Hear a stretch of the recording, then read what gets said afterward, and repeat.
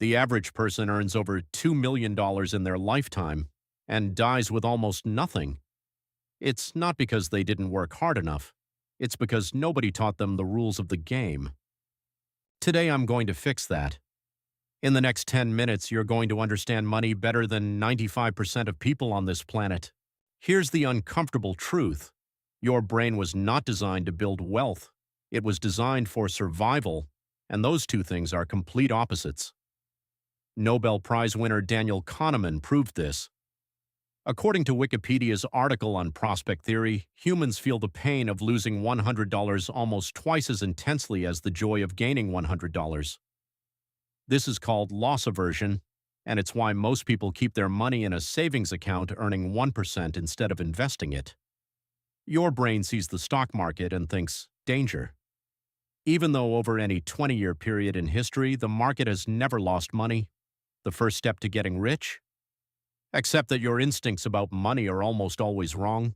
In 1765, French philosopher Denis Diderot received a beautiful scarlet robe as a gift, and then his whole life fell apart. The robe was so nice that suddenly his old desk looked shabby, so he bought a new desk. Then his chair didn't match, then the curtains, then the whole room. He ended up in debt, all because of one gift. According to Wikipedia, this is now called the Diderot effect. One purchase triggers a chain of new purchases to match it. Sound familiar? You get a raise, you upgrade your apartment, then your car needs to match, then your wardrobe, then you need vacations that match your new identity. The raise disappeared, and you have nothing to show for it. Richard Thaler won the Nobel Prize in 2017 for proving something banks already knew. Humans are not rational. We can be manipulated through how choices are presented to us. According to Wikipedia's article on behavioral economics, this is called a nudge, and banks use it against you every single day. The credit card minimum payment, the buy now, pay later button, the 0% for 12 months offer.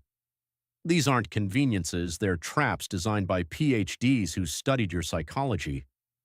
The average American carries $6,000 in credit card debt, paying 20% interest, while their savings earn 1%. That is a 19% gap every single year. Here's the most powerful concept in personal finance, and it fits on a napkin. Einstein reportedly called compound interest the eighth wonder of the world. And according to Wikipedia's article on compound interest, the rule of 72 shows you exactly how powerful it is. Take 72, divide it by your annual return. That's how many years it takes for your money to double. At 7% in the historical stock market average, your money doubles every 10 years. So $10,000 at age 25 becomes $20,000 at 35, $40,000 at 45, $80,000 at 55, and $160,000 at 65, without you doing anything. But here's what really blows people's minds. If you wait just 10 years to start, until age 35, you end up with only $80,000. You literally cut your wealth in half by waiting a single decade. Time is the one resource you can never buy back. Every person on Earth falls into one of three categories when it comes to money. The spender lives for today, no savings, high lifestyle, zero net worth. The hoarder saves everything. Money sits in a bank account losing value to inflation, technically responsible, but still getting poorer every year. The investor pays themselves first, makes their money work harder than they do. Here's what's wild. The spender and the hoarder actually have the same problem. They both let their money sit idle. One spends it, one hoards it, neither makes it grow. The investor does one thing differently. Before paying any bill, they move 10 to 20% into an investment account, automatically, non-negotiable, then they live on the rest. This is called paying yourself first, and it's been documented since The Richest Man in Babylon, written in 1926 and referenced on Wikipedia as one of the most influential personal finance books ever written. Warren Buffett was asked once, "What's the best investment you can make?" He said, "Yourself." Here's the financial logic behind that. Your earning power is your most valuable asset.